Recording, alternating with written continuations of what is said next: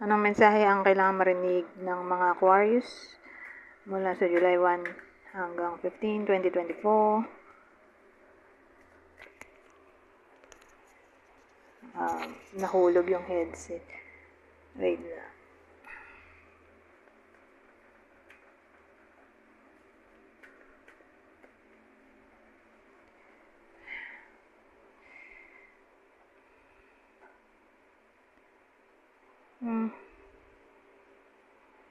Nangyari dito.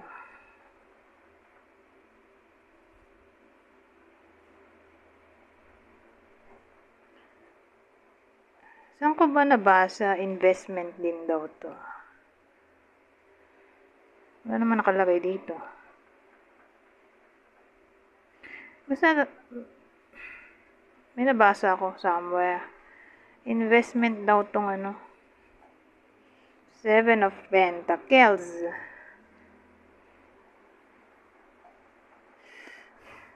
So, pag sinabi mong investment, hindi naman necessarily investment na pera agad. May iba naman na investment in a way na naglaan ng panahon, oras, energy. Diba? Pwede rin, yun yung naging investment dito.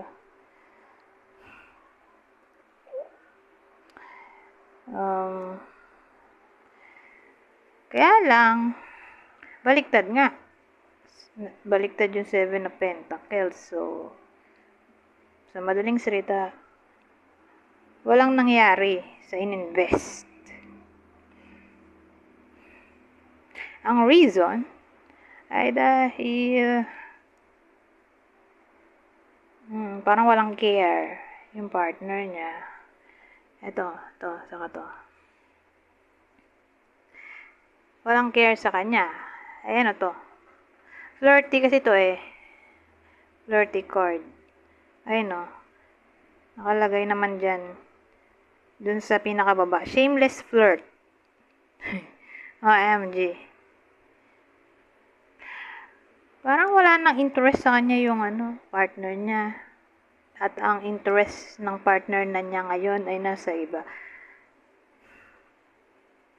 Feeling niya ganun kasi nga cold yung person sa kanya, yung person niya. Feeling niya ganun.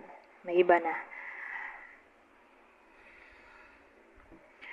Whether nangyayari na to o mangyayari pa lang.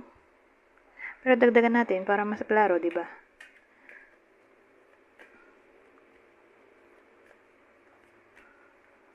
Para mabuo ang senaryo. So, meron na tayo ditong baliktad na 10 of Cups baliktad. At ano to? Baliktad na naman. Ano ba to? 6 of Pentacles. Yung 7 naging 6. Pero baliktad pa rin.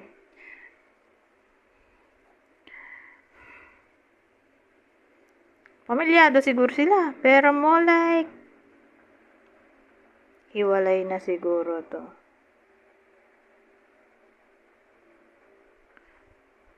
Kasi baliktad na siya. Ito nagsasama pa. Ito baliktad.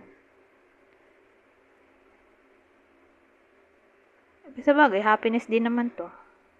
So, sadness na to. Ayun o, nakalagay naman, unhappy home, family. So, ayun, kung separation, broken home.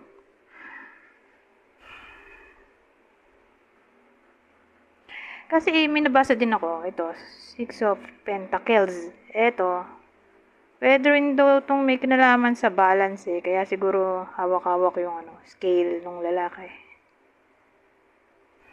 O fairness. Fair treatment. Baliktad. Unfair. O wala ng balance. Sa bagay. Pag ganyan yung senaryo talaga, wala nang balance dyan.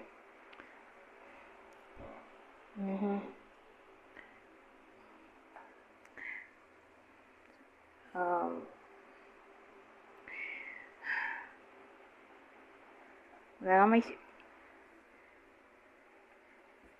Pero isa pa. Kaya lang, 5 minutes na to. Nandito lang tayo sa iisang senaryo.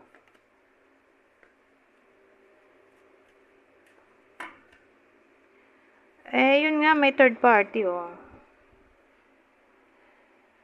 Ito, oh. Third party na to. Ano to? Baliktad na death card. Hindi maka-move on. So, iniisip ko kung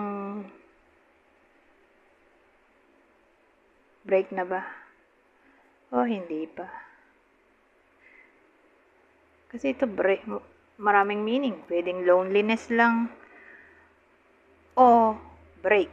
Dalawa meaning. So, nalito ako. So, nag-pull pa tayo ng ibang card para mas klaro. Dumating naman to. To. Baliktad na death card. So, more like, nagsasama pa sila. Yung bida dito nagsasama, pero, nag-break na sila. Nagkabalikan lang ulit. O, nalilito. May nalilito sa kanila kung magbe-break na ba o hindi pa, pero more like kung sila pa parang doon na din patungo. Pa-break na din to. Pero ngayon, hindi pa. July 1 to 15, who knows kung mag-break na sila July 16 onwards. Kasi ito, repeating negative patterns. Ulit yung cheating dito. Saan ba yun? Ito.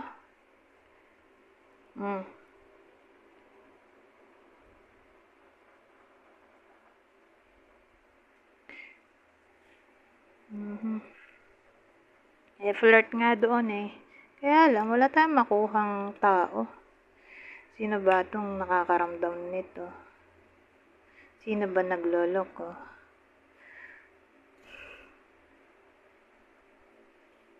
Hmm.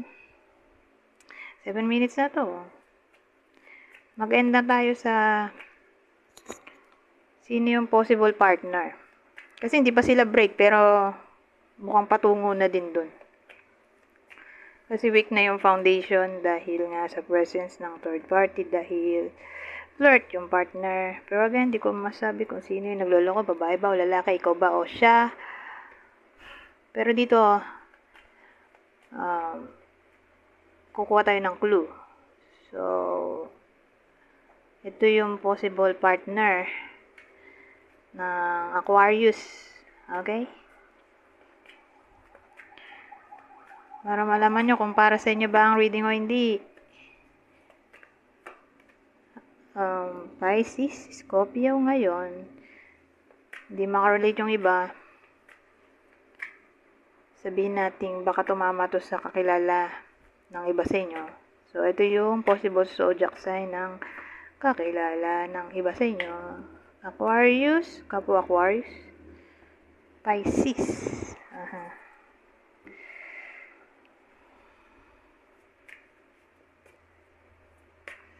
Ito, Sage. At House. Magkarugtong siguro to. Yung tarot sa katong oracle. Kasi pamilyado to. Ito usually may kinalaman sa family. Pwede rin ganun. Kung baga para mawala na yung negative. Asan ba yung negative? Patterns dito, na paulit na cheating, kung yun man yung negative patterns, repeating negative patterns, mag-sage daw sa loob ng bahay para maiba ang energy at mawala na ang possible kabit.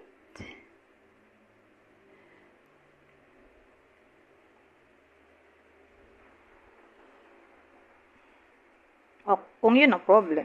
Pero sa case na to, yun naman talaga po ang problema, di ba? So again, bili na lang yung iba sa inyo online kung wala sa inyo. na ganito. Sage.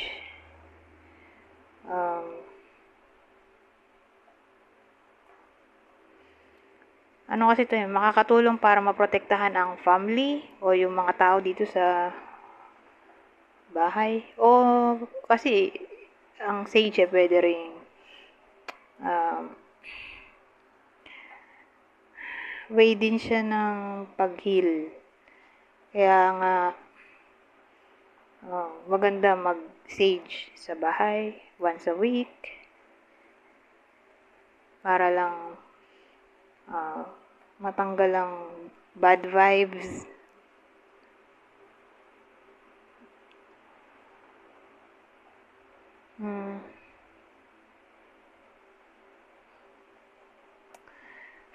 Wala na akong maisip eh. Punta tayo dito sa isa pang oracle. Last na to.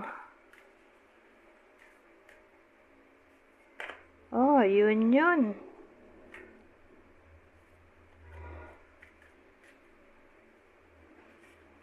Oh, passion. Well, whether dikit to, hindi. Pero, siya mukhang may chance pa na magkabalikan. Kung gusto pa, syempre. So, kung mag-sage, ito na siguro yung outcome. Kung mag-sage ng house, ang outcome ay magkakabalikan ulit kasi yun yan. Tapos, babalik ang passion. So, kiss and makeup, posible.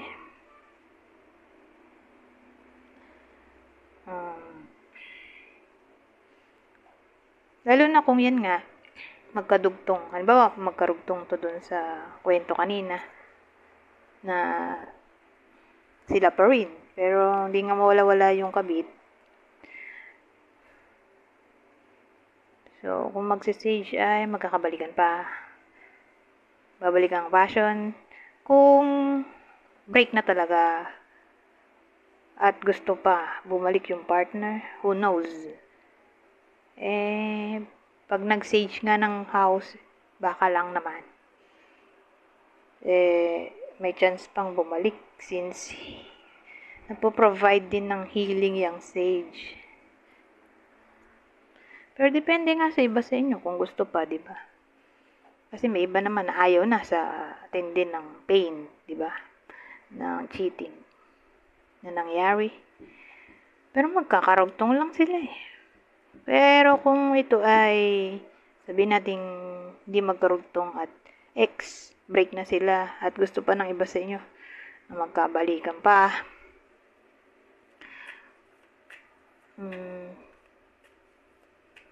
Tingnan natin kung sino yung possible magkabalikan. Sinong ex-partner ng Aquarius, Leo, Capricorn. Anyways, hanggang dito na lang. Goodbye for now.